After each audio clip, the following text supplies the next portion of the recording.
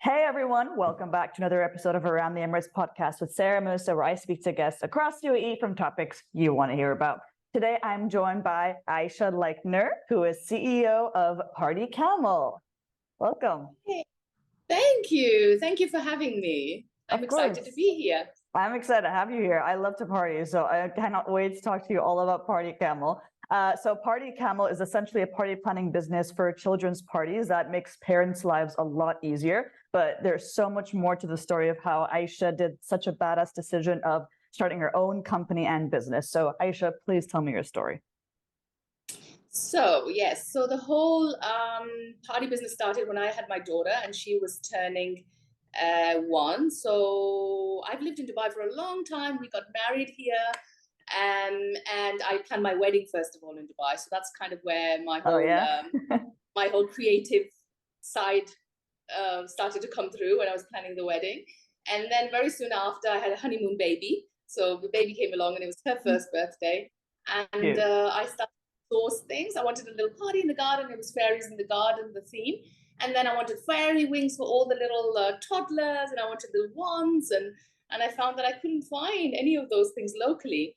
And I ended up making these little tutus at home. I ended up going to the to Sara and finding this tool and making lots and lots of little tutus. And that's when the idea sort of started. Oh, wouldn't it be nice, if we could source nice things locally. And then the year when my daughter turned one, then I was pregnant with my son again. So it all happened very quickly. And then before I know it, I was celebrating my son's first birthday. And then his first birthday was the Hungry Caterpillar theme I wanted, but then I ordered everything from the UK and the package didn't arrive on time.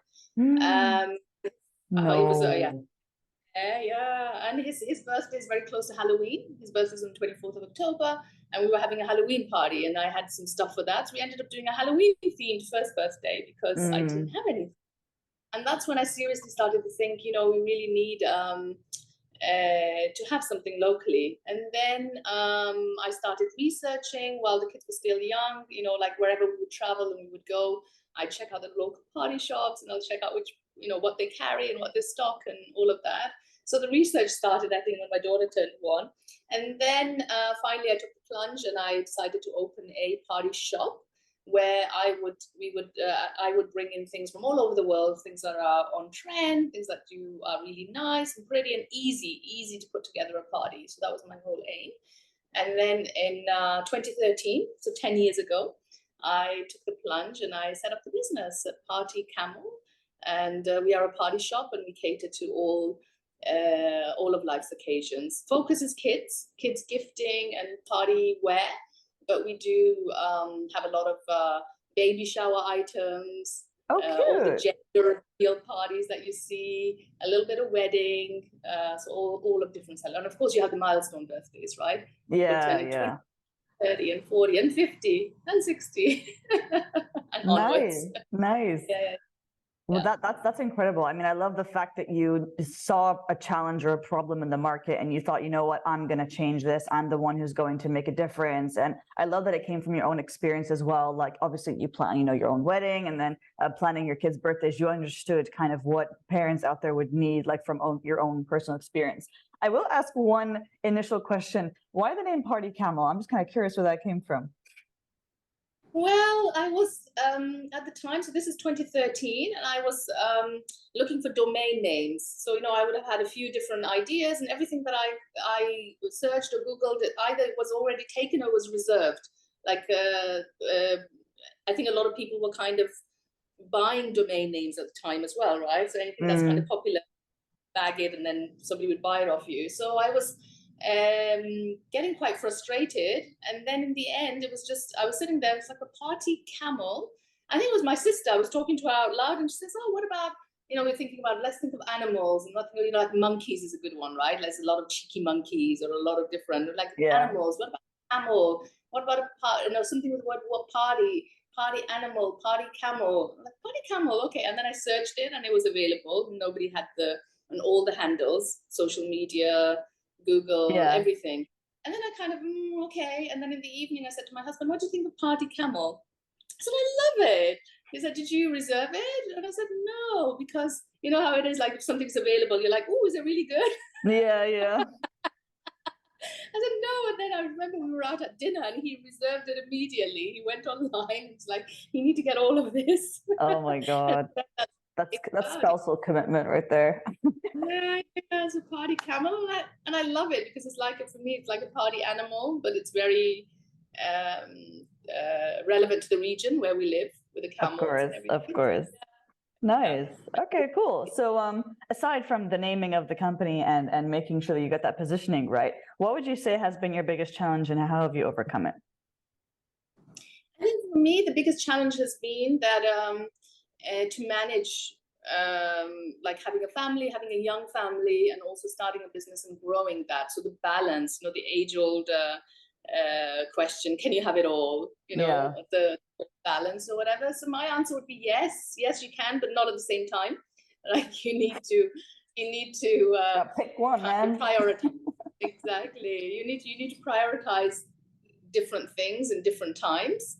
And so for me, that's my biggest challenge. And I'm still, to this day, I constantly struggle between being there for my kids, being there for my family, having my own identity and life as well, making time for me, for my friends, for my hobbies, or whatever it is, whether trying to keep active or so trying to balance it all. I would say that's the biggest challenge. Absolutely, yes. See.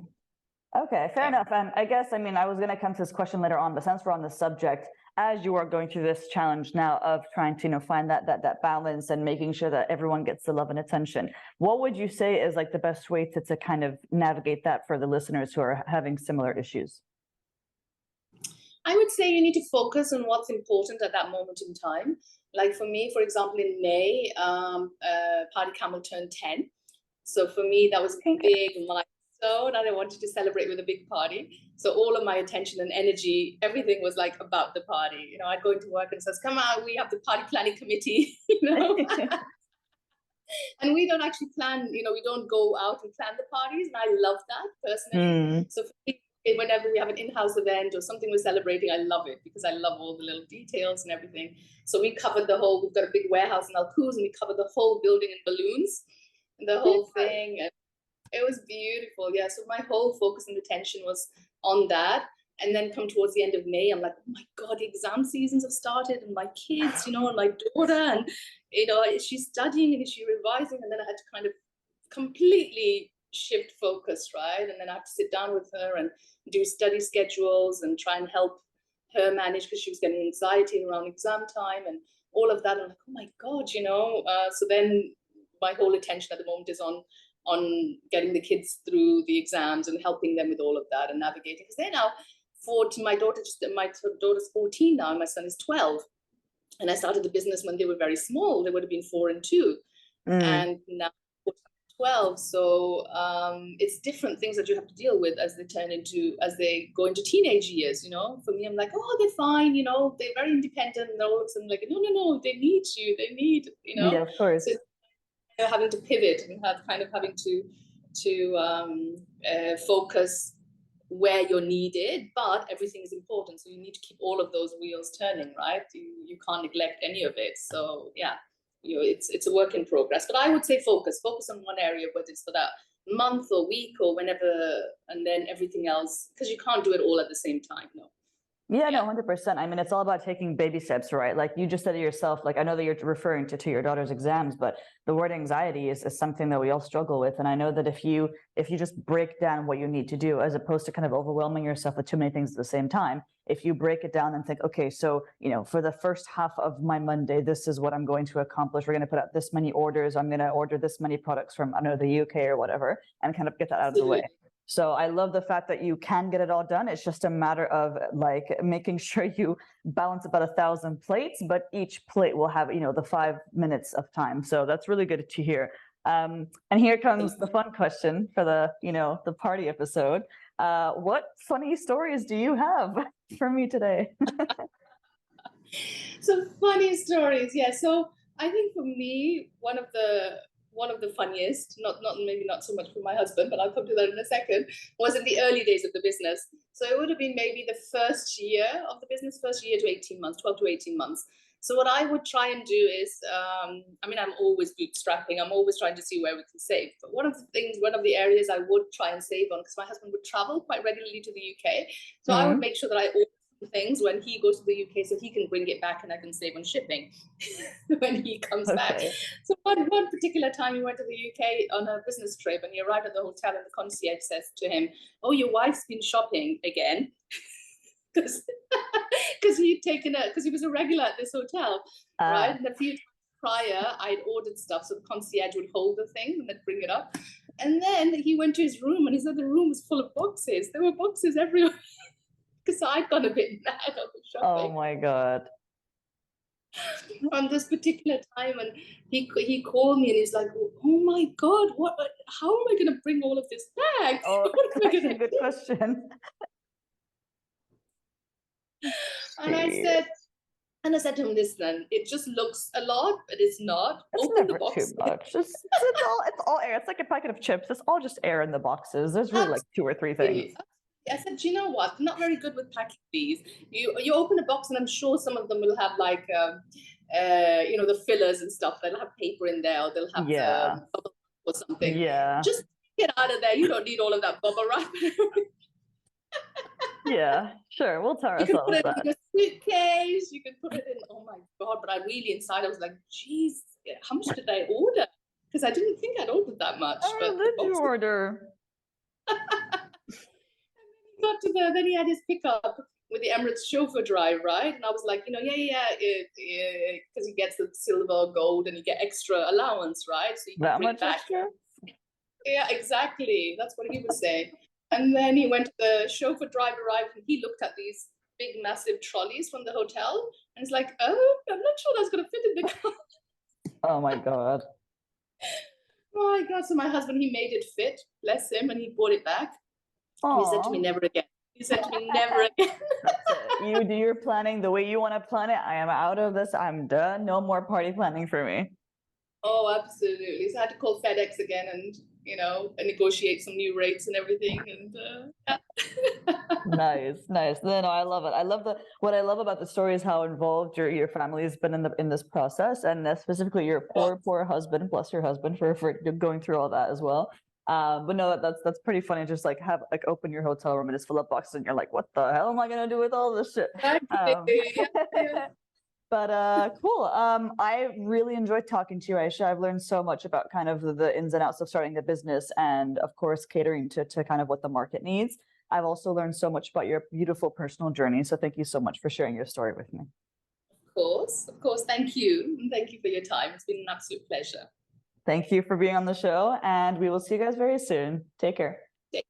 Take care. Bye. Bye.